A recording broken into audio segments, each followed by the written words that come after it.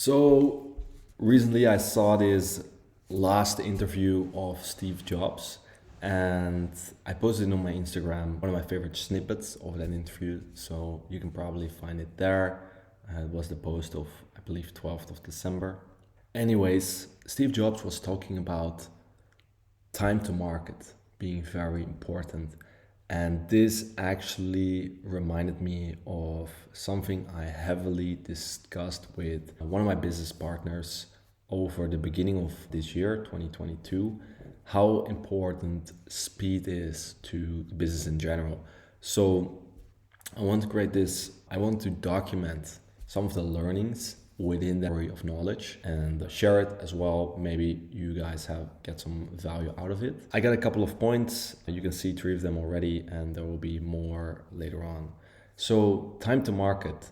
This is an important thing because of well, in the startup world, it's important because of competition. Investors seeing an idea, having somebody else copy it, or a big company could see your idea and then copy it. There's a couple of important things in there, but what I believe is really important is just the time to market taken in the category of running a business at fast pace, just because moving fast will be beneficial to the business.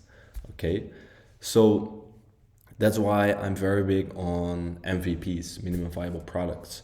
If the product barely works, ship it and then get feedback as soon as possible and then improve the product and make sure it's extremely good. And you don't have to ship it at an extremely high price. Maybe you can do, so there was an article I read recently and I should put it here in the comments. I think it was by Sam Altman, but I don't want to quote that. The article was called Do Things That Don't Scale, or On Doing Things That Don't Scale, something like that, but you'll probably find it. I think it was written by the founder of Y Combinator. I could be wrong. Anyways, check out this article. He was really talking about shipping a product when it barely works and do a lot of the manual tasks manually in the background. So in the beginning, you probably have to do those things, but at least get the MVP out so you can get feedback and see if people actually want it. Maybe it's a complete flop and you don't have to waste a lot of money and time. In the coaching space, it will be recording a whole program, recording a whole course, spending months on that, or building a whole business marketing infrastructure on an offer that people eventually don't want. Get the MVP, sell it, do a lot of the manual work, don't scale it, do a lot of the work in the trenches, and then optimize and really invest in the product, etc. So those are a couple of things that I want to stick with me. Small tasks. So whenever a small task comes up, in my personal opinion, I mean, I have my deep work and I don't get disturbed in the mornings. I don't do calls in the mornings. I just do usually it's writing, sometimes it's recording or building something, but currently the deep work is mostly writing. So I don't get disturbed in that. Later on, I will have calls. My day will be a little bit hectic. What I found, small tasks that I can do right now, usually it's better if I do them right away. So I get a ping from someone, for example, hey, the invoice, I didn't get the invoice. You can think, well, I can do this, finish this product, etc., and maybe send the invoice later. But that is actually a very small thing, but it's quite important. And especially with cash flow, you want to be very on point with your cash flow, just as respect for yourself, but also for the business. Cash is very important. So right away, you want to fix that small task. So do small tasks right away. If you're working with a coach or an agency or your team, anyone that is helping you in a way, be very present and proactive in taking action. You want to have a huge bias towards action. You are biased toward action. So that means you rather do action than not take action. By default, you're just going to take action. This is a really raw way of explaining it, but I believe that is very powerful. And whenever a business is not in that mode of taking action, being in that rhythm, being fast, you see a business slow down. And obviously there's a dichotomy to this. Sometimes you have to take a step back, not take action, and have a bird's eye view of the picture, see what's going on, strategize, take your time, think about bigger decisions. But in the micro, you want to have a bias towards action. So small task, whenever a small task comes up, I tend to do it right away, finish right away, so I don't have to remember it, I don't have to think about it, I don't have to write it down. If I can't do it, I will write it down, or I will put it in my ClickUp, any project management tool that you have or that you're using, so that you know it's going to be done fast. Because if you wait with fixing that task and there's another person involved, that person will probably start working on something else in the meantime. Then when you got the time to actually finish that task, ping it over to the other person. By then they forgot about it already. They probably see the next day and then have their deep work first. Maybe they do it in the afternoon.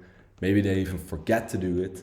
Now you forget to follow up with them about it, and a week goes by and you just lost a week in feedback time. So that's 7 days. And the other person who did it right away, the moment it was asked of him, got the feedback 7 times faster. So obviously there's dichotomies, but small tasks, get them as soon as possible. Feedback loops, I would change it to feedback loops. Super important that you want to have the feedback as soon as possible, and then iterate if that's necessary, or if you can, using feedback. Next point, massive imperfect action. So this is what I'm kind of known for within my team.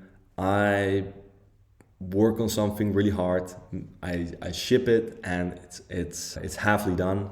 That's why I have a team that's very punctual and consciousness, or at least team members who can make up for that part of me. But I believe that trying to make things look really nice, spending a lot of time in thinking, waiting, weighing costs. Yeah, sometimes I see other people doing this and they are not successful, mostly because of that reason. So they don't want to make a decision that could potentially be a failure. So they try to make it perfect, and they waste a lot of time in that process. Instead, what works really well for me is take massive imperfect action.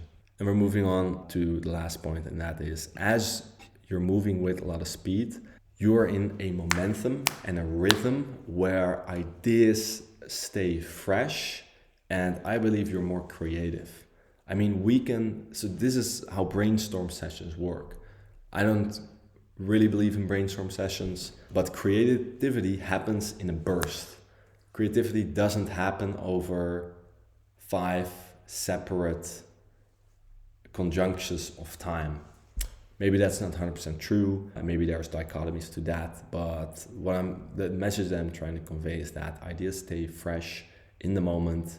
If you're moving with speed, things ping back faster, there's more creativity, you remember stuff better, you are so much more productive, because because of not having to remember something or look things up because it's still fresh in the mind.